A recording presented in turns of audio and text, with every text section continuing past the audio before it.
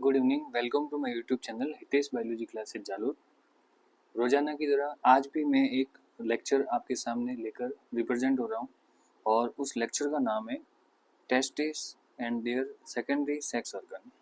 अपना आज का जो लेक्चर है वो क्लास 12th की एनसीईआरटी बायोलॉजी के चैप्टर नंबर 2 का लेक्चर है, जिसके अंदर हम ह्यूमन रिप्रोडक्शंस के बारे में पढ़ेंगे। इससे पहले मैंने जो लेक्चर लिया था वो प्लांट रिप्रोडक्शन का लिया था और आज का जो हमारा लेक्चर है वो ह्यूमन रिप्रोडक्शन का लेकर। अब फर्स्ट ऑफ ऑल हम एक शब्द के बारे में पढ़ते हैं कि रिप्रोडक्शन क्या होता है।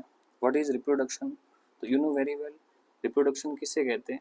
तो अगर हम चैप्टर की शुरुआत एक डेफिनेशन से करें तो हमारा सबसे पहला जो पॉइंट आता है वो है रिप्रोडक्शन।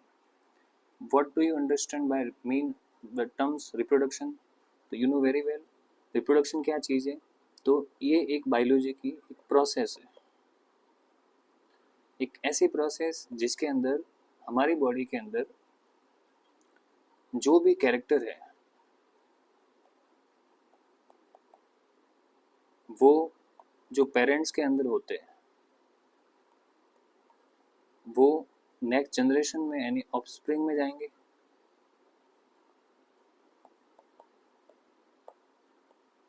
और ऑफस्प्रिंग में जो ये कैरेक्टर जब जाएंगे तो इसके अंदर वो कैरेक्टर इस टाइप से ट्रांसमिट होंगे, इस टाइप से इनहेरिटेड होंगे कि वो एकदम से एग्जैक्टली मैच करेंगे। और उनको ले जाने के लिए सबसे बड़ी जो ज़रूरी चीज़ होगी वो होगी गैमेट्स। और गैमेट्स जिस प्रोसेस के माध्यम से बनते हैं उसी को हम किस नाम से जानते हैं? Sexual reproduction. तो यहाँ रिप्रोडक्शन का मतलब होता है कि it is a biological process in which parents will transmit their character to the offspring और वो ऑफस्प्रिंग जो है वो एग्जैक्टली मैच करेगा अपने पेरेंट्स को लेके। यानी हम कह सकते हैं कि ऑफस्प्रिंग और पेरेंट्स दोनों के बीच में एक सिमिलरिटी देखने को मिलेगी और उसी को हम किस नाम से जानते हैं? रिप्रोडक्शन। तो रिप्रोडक्शन एक ऐसा बायोलॉजिकल प्रोसेस है जिसमें पेरेंट्स और ऑफस्प्रिंग यानी माता पिता और संतान दोनों ही एक दूसरे के लगभग समान दिखेंगे, उनके कैरेक्टर एक दूसरे से मैच करेंगे और सोमेटिक सेल्स हो या जर्म सेल्स हो दोनों कैरेक्टर एक दूसरे से मैच करेंगे। इसको हम कहते हैं रिप्रोडक्शन। जनरली रिप्रोडक्शन आप लोगों ने पढ़ा होगा कि दो टाइप का रिप्रोडक्शन होता है। एक को हम कहते हैं असेक्सुअल और एक रिप्रोडक्शन ऐसा भी होता है जिसको हम कहते हैं सेक्सुअल। असेक्सुअल रिप्रोडक्शन का मतलब होता है कि अगर कोई भी पेरेंट्स जो कि एक सिंगल पेरेंट है जिसको हम यूनी पेरेंट कहते हैं। यूनी पेरेंट का मतलब वो मेल और फीमेल में डिफरेंशिएट नहीं है, एक single cell as a parent का काम कर रही है जिसको हम यूनी पेरेंटल कंडीशन कहते हैं। तो यूनी पेरेंटल कंडीशन है वो अपने कैरेक्टर जब अपने डॉटर सेल में दे रही है, यानी एक पेरेंट सेल अपने कैरेक्टर जब डॉटर सेल को दे रही है तो वो डॉटर सेल के अंदर 100% सेम कैरेक्टर दे रही है। सेम का मतलब होता है कि उसमें किसी तरह की वेरिएशन नहीं आ रही, किसी तरह की उनमें वेरिएशंस क्रिएट नहीं होती, किसी तरह का डिफरेंस उसमें देखने को नहीं मिलेगा। तो जब माता पिता से जाने वाले कैरेक्टर संतान के अंदर एग्जैक्टली मैच करते हैं और 100% उनकी जो है कॉपी बनती है, उनके क्लोन बनते हैं, हम कह सकते हैं कि जो क्लोन तैयार होते हैं, तो इस टाइप का जो रिप्रोडक्शन होता है उसको हम जनरली किस नाम से जानते हैं? Asexual reproduction. सेक्सुअल रिप्रोडक्शन में ऑन द अदर हैंड अलग कंडीशंस आती है। इसके अंदर यूनिपेरेंटल कंडीशन नहीं होके बाय पेरेंटल कंडीशन होती है, यानी हमारे पास दो पेरेंट्स होते हैं तो इस कंडीशंस को कहते हैं by parental condition. By parental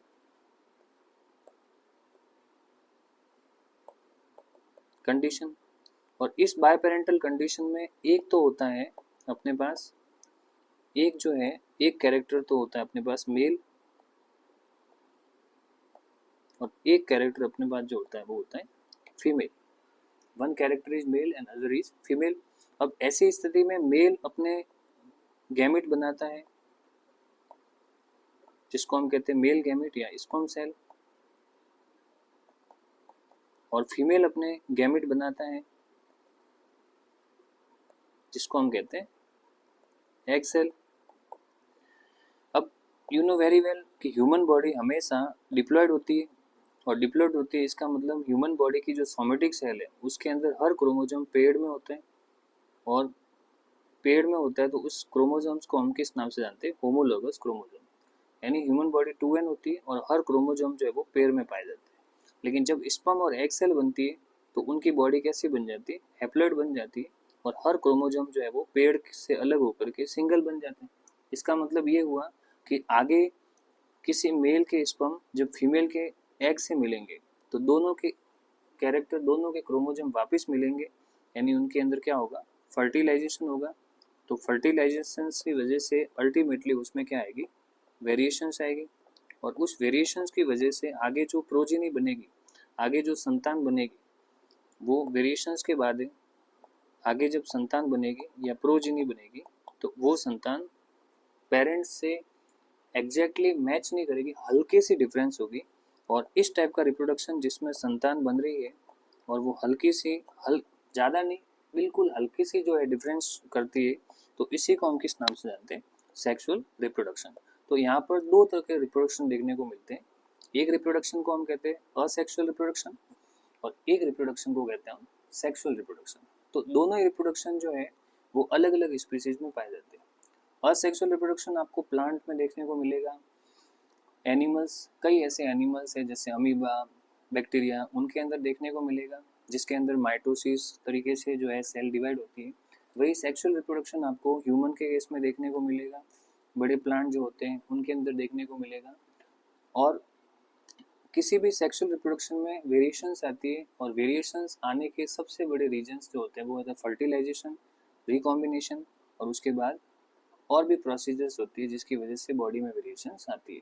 body में किसी भी इंसान या किसी भी प्लांट की बॉडी में वेरिएशन तीन तरीके से आती है। पहला तो है फर्टिलाइजेशन, दूसरा है इंडिपेंडेंट असॉर्टमेंट, और तीसरा होता है रिकॉम्बिनेशन या क्रॉसिंग ओवर। इन तीन की वजह से हमेशा क्रोमोसोम में चेंजेस आते हैं, और इसकी वजह से उसमें वेरिएशंस आती है। तो हमारे टॉपिक की शुरुआत होती है ह्यूमन रिप्रोडक्शन से। ह्यूमन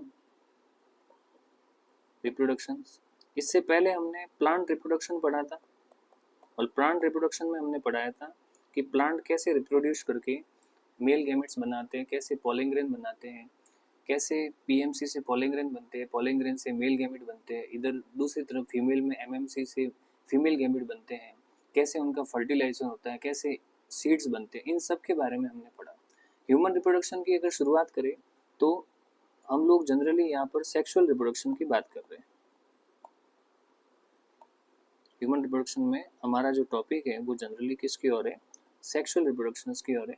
हम सेक्सुअल रिप्रोडक्शंस को लेकर के यहाँ बात कर रहे हैं। सेक्सुअल रिप्रोडक्शंस की अगर बात करें तो यहाँ पर हम सबसे पहले इस चैप्टर के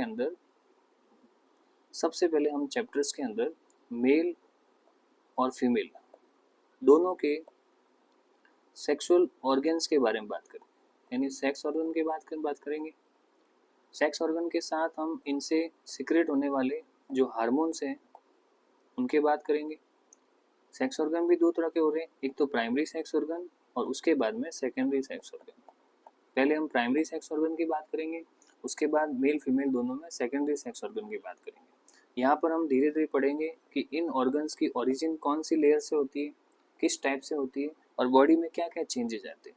एक छोटा सा डिस्क्रिप्शन अगर देखा जाए तो हमें पता चलता है कि मेल का जो प्राइमरी सेक्स ऑर्गन है उसको हम किस नाम से जानते हैं? टेस्टिस के नाम से जानते हैं। और वही फीमेल का जो प्राइमरी सेक्स ऑर्गन है, जो प्राथमिक लैंगिक अंग होता है, उसको हम किस नाम से जानते हैं?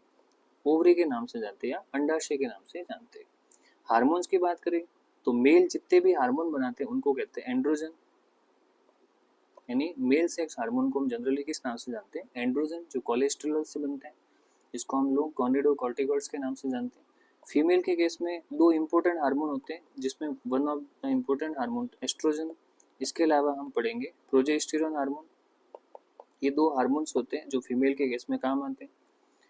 सेकेंडरी सेक्स ऑर्गन की बात करें तो जितने भी ऐसे सेक्स ऑर्गन जो टेस्टिस से एसोसिएटेड है, जिसमें टेस्टिस के द्वारा बनने वाले स्पर्म को कंडक्ट किया जाता है, ट्रांसपोर्ट किया जाता है, मैच्योर किया जाता है, उन सबको सेकेंडरी सेक्स ऑर्गन कहते हैं। फॉर एग्जांपल हम इसमें एपिडिडाइमिस पढ़ेंगे, हम इसके अंदर वास डिफरेंस पढ़ेंगे, हम इसमें वासा इफेरेंसिया पढ़ेंगे। ये सारी चीज़ें सेकेंडरी सेक्स ऑर्गन के अंदर होती है। इधर फीमेल में सेकेंडरी सेक्स ऑर्गन के अंदर हम पढ़ेंगे कि फेलोपियन ट्यूब क्या होती है, इसके अंदर यूटेरस क्या होते हैं, वेजाइना क्या होता है, इन सब के बारे में हम इसमें पढ़ेंगे। ओरिजिन की बात करें तो जितने भी सेक्स ऑर्गन है उनकी ओरिजिन हमेशा एक लेयर से होती है जिसको हम कहते हैं मीजोडर्म। हमारी बॉडी के रिप्रोडक्टिव ऑर्गन्स, हमारी बॉडी के सर्कुलेटरी ऑर्गन्स, हमारी बॉडी के स्केलेटल सिस्टम, हमारी बॉडी का नोटोकोड, हमारी बॉडी की dermis, adipose tissues, bones, cartilage, ये जितने भी है, हार्ट, ब्लड वेजल, ये सब हमारी बॉडी में एक लेयर से बनते हैं जिसको हम मीजोडर्म के नाम से जानते हैं। तो एक ब्रीफ डिस्क्रिप्शन की अगर बात करें तो सेक्सुअल रिप्रोडक्शन के अंदर हम सबसे पहले क्या पढ़ेंगे, ऑर्गन्स के बारे में पढ़ेंगे कि मेल सेक्स ऑर्गन क्या होते हैं, फीमेल सेक्स ऑर्गन क्या होते हैं, इसके अलावा जो है सेकेंडरी सेक्स ऑर्गन क्या होते हैं, इन सब के बारे में हम छोटी सी बातें पढ़ेंगे। चैप्टर की शुरुआत हम सबसे पहले जो है वो मेल सेक्स ऑर्गन से पढ़ते हैं जिसको हम कहते हैं एमआरएस। एमआरएस का मतलब होता है male reproductive system, male reproductive system. Male reproductive systems ये एक ऐसा सिस्टम है बॉडी का जो मेल से पर्टेनिंग करता है, मेल से बिलोंग करता है। मेल रिप्रोडक्टिव सिस्टम्स के अंदर हम सबसे पहले पढ़ते हैं कि इसकी ओरिजिन कहाँ से होती है। तो अभी थोड़ी देर पहले बताया कि भले ही रिप्रोडक्टिव सिस्टम मेल हो या फीमेल हो, ये इसकी ओरिजिन हमारी बॉडी में जर्म लेयर से होती है। और जर्म लेयर हमारी बॉडी में कितनी होती है, टोटल 3 तरह की। ह्यूमन बॉडी में टोटल 3 तरह की जर्म लेयर पाई जाती है। एक को हम कहते हैं एक्टोडर्म, एक को कहते हैं हम मीजोडर्म और एक को हम कहते हैं एंडोडर्म। इन तीनों जर्म लेयर के अंदर एक जर्म लेयर जो कि यहाँ सबसे ज़्यादा इम्पोर्टेंट है और उसका नाम है मीजोडर्म। और ये जो मीजोडर्म जर्म लेयर है ये आगे जाकर के ह्यूमन बॉडी के अंदर जो है वो क्या बनाती है, प्राइमरी सेक्स ऑर्गन जिसको हम कहते हैं टेस्टिस। टेस्टिस के नाम से जानते हैं या वृषण के नाम से जानते हैं। उसके बाद में अब ओरिजिन के बाद में बात आती है कि प्राइमरी सेक्स ऑर्गन जो है कौन सा बॉडी के अंदर। अभी बताएं कि मेल रिप्रोडक्टिव सिस्टम में हम सेक्स ऑर्गन की बात करें, सेक्स ऑर्गन को 2 भाग में डिवाइड किया गया, प्राइमरी सेक्स ऑर्गन और secondary sex organ.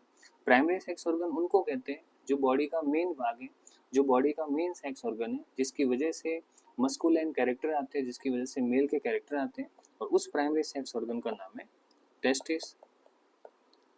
Secondary sex organ उनको कहेंगे जो हमारी बॉडी में टेस्टिस से रिलेटेड भाग होते हैं। ऐसे जितने भी पार्ट जो टेस्टिस से जुड़े हुए, जो टेस्टिस को बना रहे, जो प्राइमरी सेक्स ऑर्गन को बनाते हैं, उनको हम सेकेंडरी सेक्स ऑर्गन के नाम से जानते हैं। तो अगर हम सेकेंडरी सेक्स ऑर्गन की बात करें तो सेकेंडरी सेक्स ऑर्गन के अंदर आपको बहुत सारे कैरेक्टर देखने को मिलेंगे। जैसे कि टेस्टिस के अंदर हम पढ़ेंगे एसेप्टी। एसेप्टी मतलब सेमिनिफेरस ट्यूबल्स या ट्यूबुली रेक्टाई के नाम से भी जानते हैं, seminiferous tubules. Seminiferous tubules, seminiferous tubules का मतलब होता है स्पर्म को होल्ड करने वाली ट्यूबल्स, स्पर्म बियरिंग जो है ट्यूबल्स होती है, इसके अंदर हमेशा स्पर्म बनते हैं। तो टेस्टिस का पहला जो सेकेंडरी सेक्स ऑर्गन है वो है एसेप्टी या सेमिनिफेरस ट्यूबल्स, इसको शुक्राणु जनन नलिका कहते हैं। इसके अंदर जो है स्पर्म सेल हमेशा बनती है। इसके अंदर एक सेल होती है सर्टोली सेल, एक प्रकार की ऐसी डिप्लॉइड सेल जो एक सेक्सुअली मैच्योर टेस्टिस में कभी डिवाइड नहीं होती, और ये आगे जाकर के एक पर्टिकुलर टाइप ऑफ सेल बनाती है जिसको हम कहते हैं स्पर्म सेल या मेल गैमेट्स कहते हैं। सेमिनिफेरस ट्यूबल्स के अंदर जैसे स्पर्म बनते हैं वो आगे रेटे टेस्टिस में जाते हैं। तो सेकेंडरी सेक्स ऑर्गन का दूसरा नाम है रेटे टेस्टिस, वृषण जालक। उसके बाद में फिर हम पढ़ेंगे इसके अंदर वास डिफरेंस, वासा इफेरेंसिया, वासा इफेरेंसिया। वासा इफेरेंसिया एक 15 से 20 छोटे छोटे ट्यूब मिलकर के जो है इसको बनाती है। एसेप्टी सेमिनिफेरस ट्यूबल्स में जैसे स्पर्म बनते हैं वो आगे जिस ट्यूब में जाते हैं उनको हम कहते हैं वासा इफेरेंसिया। इनको हम डक्टस इफेरेंसिया के नाम से भी जानते हैं, अलग अलग नाम से इनका नाम जो है जाना जाता है। एक टेस्टिस में 15 से 20 इनकी संख्या होती है और ये स्पर्म को आगे लेके जाती है एक नेक्स्ट ट्यूब में जिसकी लेंथ 6 से 12 जो है मीटर तक हो सकती है, और उसको हम कहते हैं एपिडिडाइमिस। नेक्स्ट इसके अंदर जो सेकेंडरी सेक्स ऑर्गन का नाम आता है उसको हम कहते हैं एपिडिडाइमिस। एपिडिडाइमिस हमेशा टेस्टिस के साथ जुड़े रहते हैं। जब एपिडिडाइमिस और टेस्टिस दोनों मिल जाते हैं,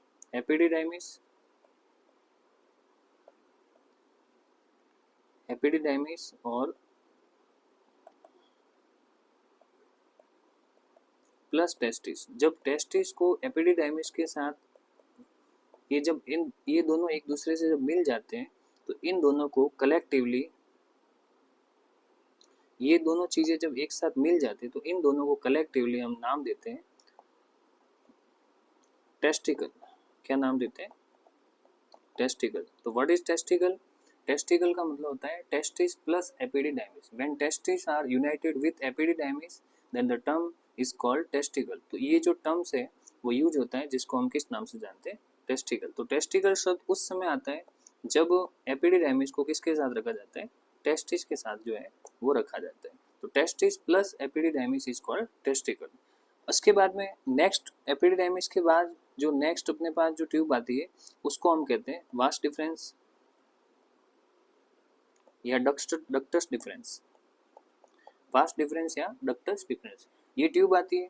एपिडिडाइमिस के अंदर स्पर्म जितने भी बन रहे हैं उनको मोटिलिटी प्रोवाइड की जाती है, उनका मैच्योरेशन होता है, एक्स्ट्रा स्पर्म वैसे उसके अंदर फैगोसिटिक कंडीशंस भी आती है।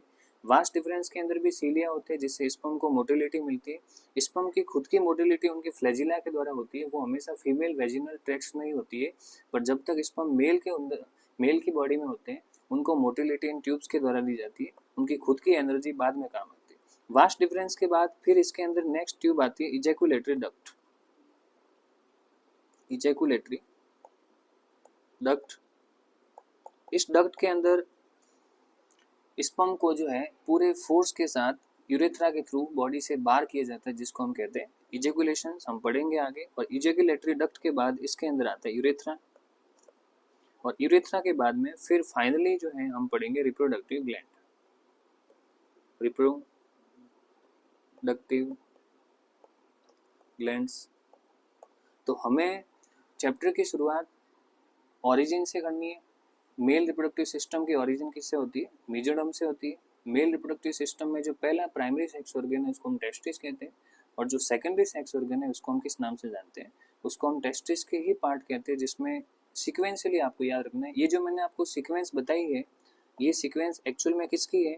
ये जितनी भी मैंने यहाँ से लेके यहाँ तक जो सिक्वेंस बताई है, ये सारी की सारी सिक्वेंस जो है वो एक्चुअल में वो जो है वो सारी सीक्वेंस एक्चुअल में आपके स्पर्म के फॉर्मेशन से लेके उसके कंडक्शन की, यहाँ से यहाँ तक जो आपको सीक्वेंस बताई है वो स्पर्म के फॉर्मेशन से लेके स्पर्म के कंडक्शन की। यानी इसके अंदर आपका स्पर्म जो है, जैसे पहला ट्यूब आपको दिख रहा है एसेप्टी, तो इस एसेप्टी में आपका स्पर्म बनेगा, और इस एसेप्टी में स्पर्म बनने के बाद में फिर वो रेटेटेस्टिस में जाएगा, वास्ट डिफरेंस में जाएगा, एपिडिडाइमिस में जाएगा, और उसके बाद में आगे से आगे चला जाएगा, और फाइनली जो आपके जो स्पर्म है वो किस में जाएंगे? रिप्रोडक्टिव ग्लैंड में जाएंगे। तो बॉडी के अंदर अलग अलग तरह के ग्लैंड्स होते हैं और उस तरह से आपके बॉडी में जो है कवरेज होता है।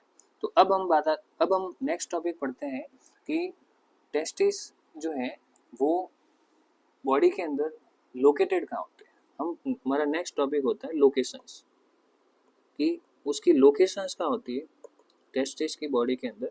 तो देखो हम एक सिंपल सा डायग्राम बनाते हैं।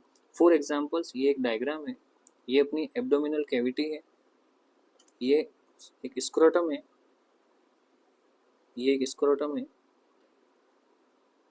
और इस एक मिनट,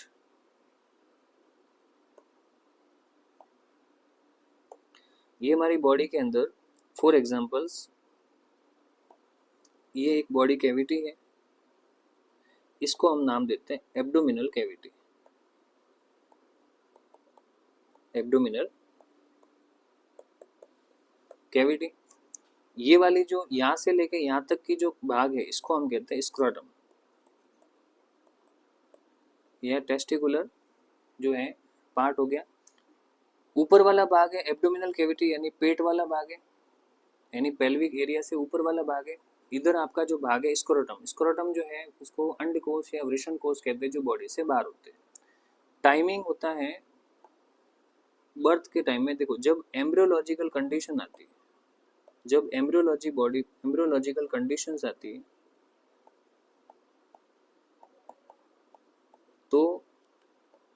जिसको हम प्रेगनेंसी पीरियड भी कह सकते हैं।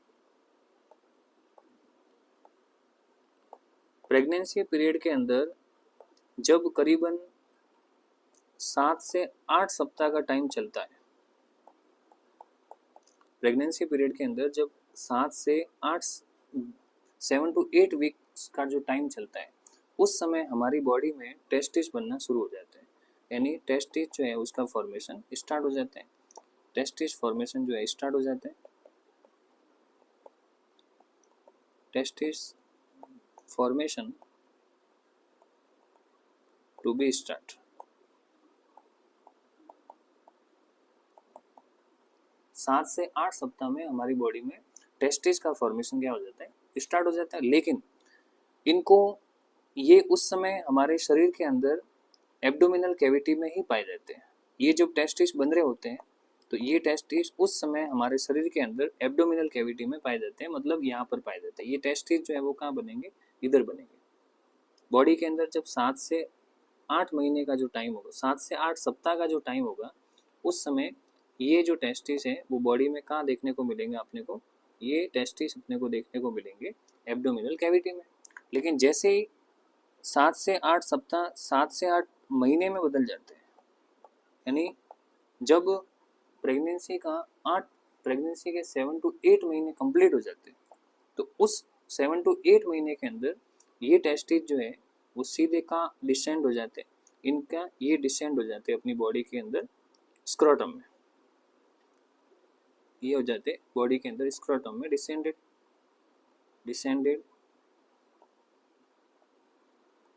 Into scrotum. ये स्क्रोटम में आ गए। अब ऐसी स्थिति में जैसे ये स्क्रोटम में आ जाते तो इनके बीच में यहाँ पर जो है, इन दोनों के बीच में यहाँ पर इधर की ओर एक कनेक्टिव टिश्यू बन जाता है। एक कनेक्टिव टिश्यू बन जाता है और ये जो कनेक्टिव टिश्यू है ये इन आए हुए जो टेस्टिस बॉडी से बाहर निकल के स्क्रोटम में आए, ये कनेक्टिव टिश्यू इन टेस्टिस को वापस बैक टू एब्डोमिनल कैविटी में जाने से रोकता है। यानी जो टेस्टिस एक बार स्क्रोटम में आ गए वो वापस कभी एब्डोमिनल कैविटी में अगेन नहीं जा सकते। इसका सबसे बड़ा कारण क्या है, इसका सबसे बड़ा जो कारण है वो है ये कनेक्टिव टिश्यू का बनना। तो ये कनेक्टिव टिश्यू जो बन गए हैं ये किस लिए बने, ताकि एब्डोमिनल कैविटी से वापस नहीं जा सकते। अब ये जो आपको कैविटी दिख रही है, जो यहाँ पर ये जो आपको स्ट्रक्चर दिख रही है, जो कैविटी दिख रही है, ये वाली जो भाग दिख रही है, ये वाली और ये वाली, ये जो कैविटी दिख रही है, इन कैविटी को हम कहते हैं इंग्विनल कैनाल। Inguinal canal. और ये कैनाल क्या करती है, स्क्रोटम को एब्डोमिनल कैविटी से होल्ड करने का काम करती है। इसी कैनाल से एक कोड निकलती है, इसी कैनाल से एक जो है एक बड़ी सी कोड निकलती है और उस कोड को हम किस नाम से जानते हैं, उस कोड को हम नाम देते हैं स्पर्मेटिक कोड। ये कोड निकल रही है और ये जो कोड निकल रही है इस कोड को हम किस नाम से जानते हैं, इस कोड को हम कहते हैं स्पर्मेटिक कोड। ये है स्पर्मेटिक कोड। ये जो गुलाबी रंग की स्ट्रक्चर्स मैंने बताई है, इस गुलाबी रंग की स्ट्रक्चर्स को हम कहते हैं स्पर्मेटिक कोड। तो क्या है स्पर्मेटिक कोड, जो आपको इंग्विनल कैनाल दिख रहा है, इस इंग्विनल कैनाल के अंदर एक गुलाबी रंग की जो कोड स्ट्रक्चर दिख रही है, ये जो बीच में गुलाबी रंग की जो कोड दिख रही है, ये कोड क्या कहलाती है, स्पर्मेटिक कोड कहलाती है। अब इस स्पर्मेटिक कोड का क्या फंक्शन है, ये स्पर्मेटिक कोड जो है ये यहाँ से टेस्टिस से इस टाइप से जुड़ती है, इस टाइप से टेस्टिस से जुड़ेगी।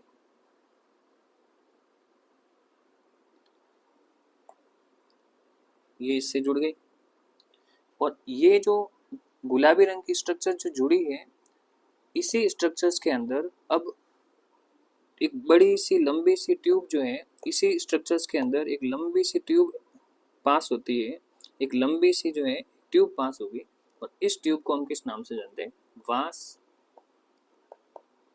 डिफरेंस। Vas deferens. इसका मतलब टेस्टिस से वास्ट डिफरेंस जो कि स्पर्म को आगे लेके जा रही है, वो वास्ट डिफरेंस एक कोड के जरिए ही आगे बढ़ती है, और वो कोड जो है उसका हम क्या नाम देते हैं, उस कोड को हम किस नाम से जानते हैं, स्पर्मेटिक कोड। तो ये आपको जो दिख रही है ये एक वास्ट डिफरेंस है, और यही वास्ट डिफरेंस आगे जाकर के इस टाइप से एक ट्यूब एक स्ट्रक्चर्स बनाती है इस प्रकार से, और ये जो वास्ट डिफरेंस जो स्ट्रक्चर्स बनाती है, इस स्ट्रक्चर को हम कहते हैं एपिडिडाइमिस। क्या नाम देंगे, एपिडिडाइमिस।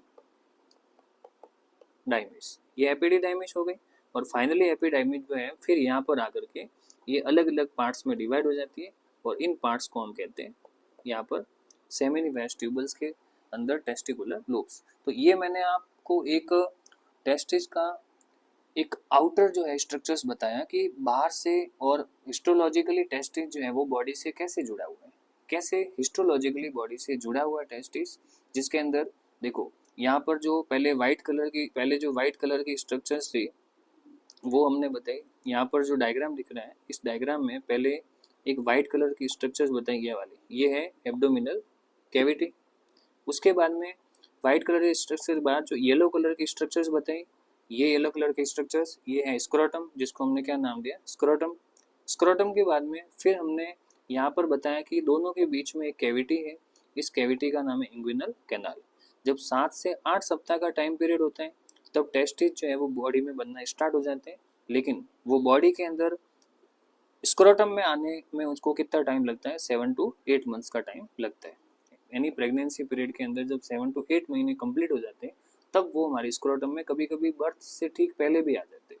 अब इस इंग्विनल कैनाल में जो पिंक कलर के आपको जो ट्यूबल्स दिख रही है, ये जो कोड दिख रही है, इसको हम स्पर्मेटिक कोड कहते हैं। इसी कोड के अंदर blood vessels, pampiniform plexus, arteries, veins, cremaster muscles, ये जितने भी मसल्स है ये सब इसके अंदर आती स्टार्ट हो जाती है। इस डायग्राम में एक चीज और बता दूं मैं आपको कि अब यहाँ पर जो टेस्टिस है वो स्क्रोटम से यहाँ पर फाइनली एक और कोड से जुड़ते हैं, और इस कोड को हम कहते हैं ग्यूबर्निकुलम। इसका नाम क्या है, ग्यूबर्निकुलम। ग्यूबर्निकुलम के नाम से जानते हैं, ग्यूबर्निकुलम के नाम से हम इसको जानते हैं। तो इस टाइप से हमने टेस्टिस को आउटर साइड से पढ़ा। कल के लेक्चर्स के अंदर मैं आपको बताऊंगा कि किस तरीके से टेस्टिस के अंदर जो है स्क्रोट डायग्राम जो है टेस्टिस का दिखता है। मैं टेस्टिस का एक डायग्राम आपको बता रहा हूँ, जैसे ये डायग्राम है टेस्टिस का, तो इस टेस्टिस के डायग्राम में आपको वही कंडीशन दिख रही है जो मैंने बताई। देखो इस डायग्राम में भी सेम बताया हुआ है कि किस टाइप से जो है, ये देखो ये एक टेस्टिस है, ये आपको इसके अंदर जो है, ये आपको इसमें एक टेस्टिस दिख रहा है जो रेड कलर का है। ये जो आपको स्ट्रक्चर दिख रही है यहाँ से लेके यहाँ तक, ये है स्पर्मेटिक कोड। इसके अंदर आपको जो है टेस्टिकुलर आर्टरी, टेस्टिकुलर वेन दिख रही है। ये जो आर्टरी और वेन दिख रही है ये एक्चुअल में जो इसके अंदर दिख रही है वो स्पर्मेटिक कोड के अंदर अरेंज है, स्पर्मेटिक कोड के अंदर अरेंज होती है। इसके अलावा ये सारी कंडीशंस है, और भी हम चैप्टर्स के अंदर और भी हम बहुत सारे डायग्राम्स पढ़ेंगे। जैसे एक और डायग्राम है अपने पास टेस्टिकल का, अभी थोड़ी देर पहले बताया टेस्टिकल किसे कहेंगे, जब टेस्टिस एपिडिडाइमिस के साथ जुड़ता है तो उसको हम किस नाम से जानते हैं। ये जो डायग्राम है इसमें भी आपको दिख रहा होगा कि ये यहाँ से लेकर यहाँ तक की जो कैविटी, ये जो कैविटी है पूरी, इस कैविटी को हम कहते हैं इंग्विनल कैनाल, इंग्विनल कैनाल के नाम से जानते हैं। इसके अंदर आपको एक ये स्ट्रक्चर्स दिख रही है, इस स्ट्रक्चर्स का नाम क्या है, वास्ट डिफरेंस। इसको हम किस नाम से जानते हैं, वास्ट डिफरेंस, वास्ट डिफरेंस के नाम से जानते हैं। और ये जो वास्ट डिफरेंस है वो एक कोड में अरेंज होती है जिसको हम स्पर्मेटिक कोड के नाम से जानते हैं। तो आज का हमारा जो लेक्चर है उसकी शुरुआत हमने, आज के हमारे लेक्चर की शुरुआत हमने सबसे पहले सेक्सुअल रिप्रोडक्शंस की डेफिनेशन से की कि सेक्सुअल रिप्रोडक्शंस क्या होते हैं, असेक्सुअल और सेक्सुअल रिप्रोडक्शन में डिफरेंस क्या है। उसके बाद में फिर हमने ह्यूमन रिप्रोडक्शंस के अंदर टेस्टिस से रिलेटेड हार्मोन्स, ओवरी से रिलेटेड हार्मोन्स, और सेकेंडरी सेक्स ऑर्गन और उनकी ओरिजिन, इन सब के बारे में स्टार्टिंग में ब्रीफली बताया। उसके बाद में फिर हमने मेल रिप्रोडक्टिव सिस्टम की शुरुआत की, जिसमें ओरिजिन क्या होती है, मेल रिप्रोडक्टिव सिस्टम की ओरिजिन कहाँ से होती है, टेस्टिस की अंदर प्राइमरी सेक्स ऑर्गन जो है टेस्टिस है वो क्या होता है, सेकेंडरी सेक्स ऑर्गन में कौन कौन से ऑर्गन्स आते हैं इसके बारे में बताया। टेस्टिकल्स क्या होते हैं, जब एपिडिडाइमिस प्लस टेस्टिस मिलता है तो उनको टेस्टिकल के नाम से जानते हैं। उसके बाद में फिर हमने एक डायग्राम के थ्रू आपको बताया कि ह्यूमन बॉडी में टेस्टिस एम्ब्रियोनिक पीरियड में कब तो बनते हैं और कब वो जो है एब्डोमिनल कैविटी से कहाँ आते हैं, वो स्पर्मेटिक जो है स्क्रोटम में आते हैं, बॉडी से बाहर आते हैं। नेक्स्ट लेक्चर में मैं बताऊंगा कि ऐसी क्या जरूरत पड़ती है कि बॉडी के बाहर टेस्टिस जो है जन्म से ठीक पहले जो है टेस्टिस बॉडी से बाहर डिसेंड हो रहे हैं, अगर वो बॉडी के अंदर होते हैं तो क्या फ़र्क पड़ता, क्या फीमेल कैरेक्टर क्या मेल कैरेक्टर में कोई दिक्कत आती, क्या टेस्टोस्टेरोन पर कोई प्रभाव पड़ता, अगर ये बॉडी के बाहर है तो कौन कौन से मैमल्स के अंदर ये बाहर होते हैं। बर्ड्स के अंदर भी तो टेम्परेचर ज़्यादा होता है, फिर बर्ड्स के अंदर जो है स्क्रोटम के अंदर टेस्टिस क्यों नहीं होते, टेस्टिस जो है वो लाइफ टाइम सर्वाइव करते हैं, टेस्टिस के अंदर जो स्पर्म है मेल के केस में लाइफ टाइम सर्वाइव करते हैं, लेकिन फीमेल के केस में एक सर्टेन टाइम पीरियड के बाद में जो है मेनोपॉज आ जाता है, उसमें एग बनना बंद हो जाते हैं। इन सभी सवालों के रीजंस मैं आपको नेक्स्ट लेक्चर में दूंगा। तब तक के लिए धन्यवाद।